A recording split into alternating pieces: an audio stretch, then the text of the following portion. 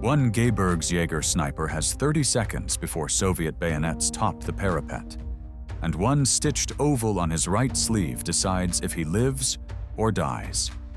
He rips off the badge, smashes his scope mount, and jams both into the mud.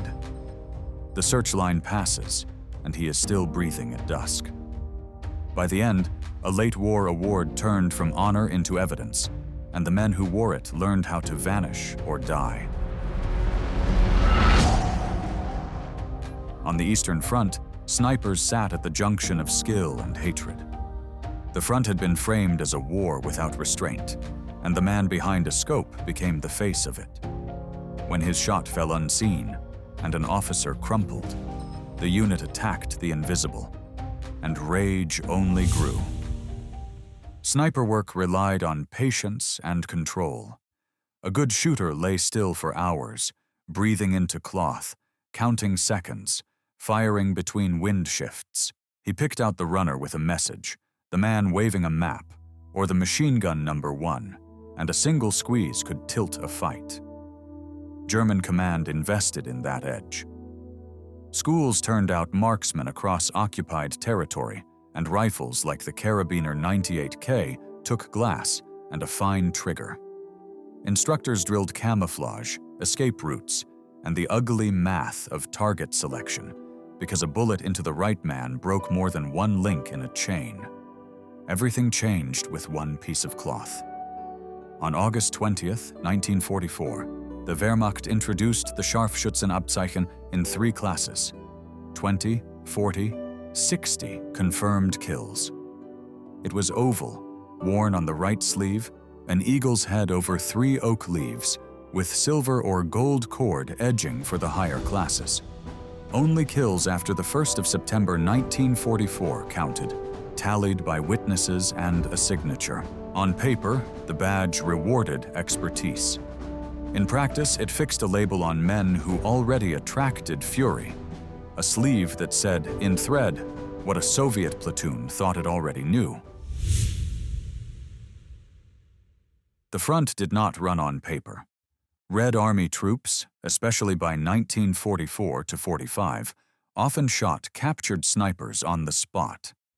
There was no universal written policy, but the pattern appeared in unit memories and field habits. Find the scope, find the badge, settle the score at the nearest wall. German High Command saw where this led. Orders filtered down in early 1945.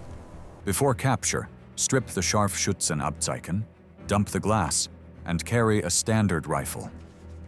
Company clerks logged badges lost in action, and platoon leaders quietly told their best shots to vanish into the ranks if things collapsed. The body betrayed men even when the sleeve was clean. Soviet troops and NKVD screeners looked for shoulder bruising where a stock had hammered for days, for a hard ridge on the cheekbone, and for calluses along the fingers where a bolt and turret caps rode skin raw. A man's kit told stories, extra range cards, a slit in the hood to see through netting, waxed cord for a drag bag. Notebooks became hazards. Sniper schools taught observation logs, terrain sketches, wind, hours, hits. But veterans told newcomers to encode or destroy them. A ledger of kills and grids made you a marked man. A blank page could keep you in a line instead of against a wall. Austrian marksmen stood out among those late war specialists. Matthias Hetzenauer, of 7/Gebirgsjäger Regiment 144 in the 3rd Gebirgs Division, was credited with 345 confirmed kills, the Knight's Cross arriving on April 17, 1945. He operated in Romania, Eastern Hungary, and Slovakia, often in front of his own lines, and one long shot ran to about 1,100 meters.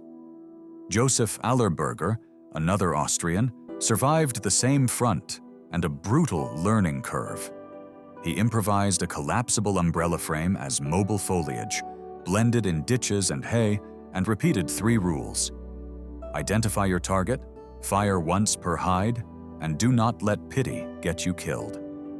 He made it home and later died in Austria in 2010. The kill badge cut a razor line through surrender. If you wore it into enemy hands, you might not see the next hour. If you stripped it and carried a plain rifle, you had a chance. That truth spread faster than any official circular, passed in whispers from trench to trench.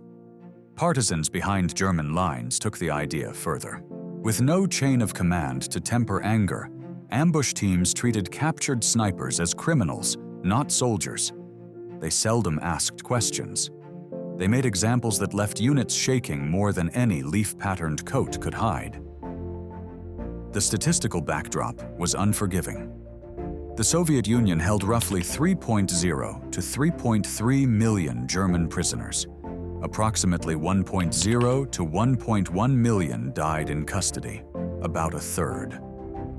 Western Allied figures were starkly different. Of roughly 231,000 British and American POWs held by Germany, only about 8,300 died, around 3 to 4%. Within that bleak third, snipers fared worse. If identified, many never reached a camp. The rest learned to lie without flinching, to trade a scope for a shovel, and to keep their hands from telling stories under a guard's stare. Berlin concentrated every instinct. In April and May 1945, German sharpshooters tried to slow the Red Army from shattered roofs and broken windows. Red Army squads climbed, kicked doors, and settled accounts on the stairs. The badge turned a quick search into a verdict. Hetzenauer faced capture in May 1945 and kept breathing by blending into the mass. He spent years in Soviet captivity and came home in 1950. He lived because no one in a position of power at the camp could stick a sniper label on him. The badge lasted months. From late August 1944 to war's end in May 1945, it passed through tailor shops and quartermasters, but its real life was on sleeves at the worst possible place and time. Men sewed it on, then tore it off as the storm closed.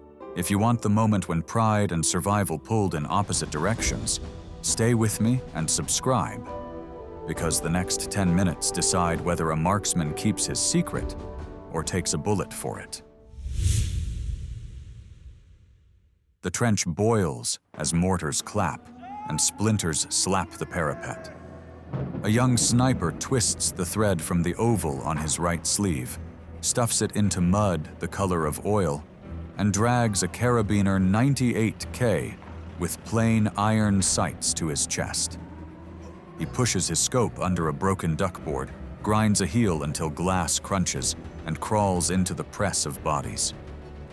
Searchers move in a long file, rifles at high port, eyes hungry for trophies. One man yanks down collars, another slaps at pockets, a third points at shoulders and says, "Roll." The sniper rolls, keeps his face slack as a hand prods the spot where a butt plate has bruised him for weeks. Across the yard, a sergeant finds a leather tube with a lens cap and calls in 2 more. The man in that group protests too loud, and the protest marks him before the scope does. He goes up against a wall. The line doesn't slow down. Far down the street, a boy from his platoon points out a rival to save himself. The accused stares back and takes the tip in silence. He drops to his knees without orders because he sees the end of this road and doesn't plan to beg at the last step. Upcountry, a partisan ambush blows apart a 2-truck convoy on a forest road. They drag one survivor out who wore a face veil and carried a stitched drag bag, and nobody argues about categories. He is gone before the smoke lifts off the hood. At a divisional command post, word of the badge order spreads in low voices. A captain in a frozen barn tells his company to cut off any sleeve oval with an eagle's head over 3 oak leaves and toss them in the stove. The men look at one another. Then the iron door glows, and the room smells like scorched wool. Across the front, Instructor voices echo in memory. Write logs in code, not plain text. Burn them if you can't run. A shooter in a hayloft peels the first pages from his notebook, chews them, and spits pulp into a dark corner. He will not be hanged by his own handwriting. In a sodden ravine, 2 Gebirgsjäger crawl along a hedge. One carries a map pre-marked with range brackets to a farmhouse chimney. The other taps the page with a thumbnail. They take one shot, fast, into a runner clutching a satchel, and they are moving before the echo dies. A Soviet platoon hits the house anyway. The snipers belly out the back, sliding like seals, then sprint one at a time across an orchard scarred by tracked steel. A flare pops white. Both hit the dirt and become logs. A squad steps between them and never looks down. Berlin changes the light and the pace. A German marksman on a 6th-floor landing steadies his K-98K with a side rail scope on a stair tread and waits for a tanker standing half out of his cupola. When the shot snaps, the street drowns in shouts, and boots pound upward like a drum line. He unslings the rifle, flips the safety, and drops the scope into a knocked-out wardrobe, then grabs a plain carbine from a dead Volkssturm man. He steps into a wavering column of gray coats in the hallway and files towards the courtyard. It almost works. A political officer at the gate orders a halt and directs a quick screen. Prisoners roll sleeves, open bread bags, and show hands. The marksman's hands are wrong. The skin on his right palm is ridged from bolt throws, his index finger polished where a trigger rested. They make him shoulder present. When the bruising shows like a shadow under grimed skin, the officer grunts and points aside. The column moves, leaving a puddle of silence around one man and 2 guards. Elsewhere, Hetzenauer stands on a siding in May 1945 with dozens of others. He keeps his face empty and his body language average, never volunteering, never protesting. He answers questions as a rifleman. He boards a car and vanishes into a system designed to erase. In a barracks corner, a threadbare pile of badges grows from waist to knee. The oval shows an eagle over oak leaves, silver and gold cords glinting in the lamp's dull light. A clerk writes, "Destroyed in action, again and again," while men walk past without looking. An NKVD team tours a holding pen. The officers ask for specialists, sappers, radio men, Feldgendarmerie, and sharpshooters. A few detainees glance at boots or the ground. One glances straight at a man who always left the fire line with clean sleeves. A dozen eyes see the glance. 2 guards peel him from the pack. A winter camp draws breath like an iron lung. Prisoners move under a guard's stare, splitting logs, carrying stones, shouldering an endless set of tasks. The sniper who hid his past works until his hands scream, learns to keep his eyes down, and trades a potato for a patched mitten. On a back road in Slovakia, a runner with field orders falls, and the chasing squad finds the firing point. A perfect loop of crushed grass, a line of cartridge cases arranged as a compass, and a drag mark with fresh dirt. They follow 10 meters, lose it in reeds, and spit curses into the wet. In forest light, a different team of partisans cuts sign better. They find scuffed bark on a birch where a man leaned for hours, a wedge of moss missing from a hollow, and a slit sightline across a bend in the stream. They circle and come in tight. Where regulars talk, these men do not. A mountain company lines up for a quiet ceremony. Nobody wears the oval anymore. A lieutenant reads the names of men who would have qualified for gold cord edging if time had not run out. The line stares at the floorboards and understands why the list is short. In a farmhouse kitchen serving as a dressing station, a captured scope sits on a shelf like a dead eye. A Red Army private turns it in his hands, looks through the glass, and laughs without mirth. He hands it back. The lens goes into a pocket, and the rest of the mount goes into a bucket. A platoon sergeant on the German side takes one last minute to talk to his best shot. "If they come," the sergeant says, "your rifle won or you're nothing at all. Lose the book, lose the glass, lose the oval." The marksman nods and sits very still, fingers on a wool seam. A Soviet officer down the line tells his men something shorter. "If the sleeve says sniper, no trucks, no bread." The order is not on letterhead. It does not need to be. It is carried by men who lost people. In a captured town hall, a makeshift tribunal convenes around a desk. The cases move fast. Identity, unit, weapon, any signs of being a specialist. The sniper who kept his badge gone and his words small moves along with a crowd, stamped and sent to a siding. At another table, a man with a gold cord edging stitched to a mud-stained oval does not make it to any siding. His papers say infantry, but his sleeve says 60, and that ends more arguments than any declaration could. He leaves by a side door.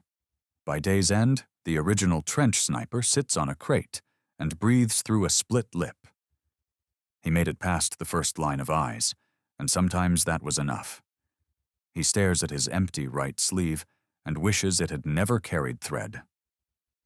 The railcars creak into motion. In one, a man who once counted wind clicks now counts ties between rattles and thinks about September 1944 on a firing range when a sergeant told him to keep his notebook in cipher. He thinks that advice bought him years. In a unit left of the rail yard, a corporal digs into the cold ground with a knife. He slides an oval into the slot and closes it with a heel. The blade goes back into his boot. He walks away lighter by one souvenir and heavier by everything else. He was marched to the railhead with the others and separated under a khaki sleeves point. Records vary on the exact number executed on the spot, but the train moved with far fewer men than the yard had held that morning. Those who boarded were worked and starved. Those identified as snipers often never saw the inside of a camp. The war's edge made that violence consequential. A badge designed to reward lethality became a liability, and the habit of stripping it off altered how German snipers fought, moved, and surrendered. It shaped who made it through a gate and who never left a street corner. Late-war German units quietly stopped displaying the oval where capture was likely, and camouflage and kit discipline tightened. After 1945, armies treated sniper qualifications as paperwork more than sleeve trophies, and the memory of what a small cloth patch could cost lingered in training halls. The hard lesson was simple. The deadliest skill is not always the one you should advertise, and the documents that certify you can outlive your chance to survive. In any fight where capture is likely, plan how to sanitize your kit and your story before you ever take the shot. For more uncompromising stories from the front lines and the decisions that decided who walked away, subscribe.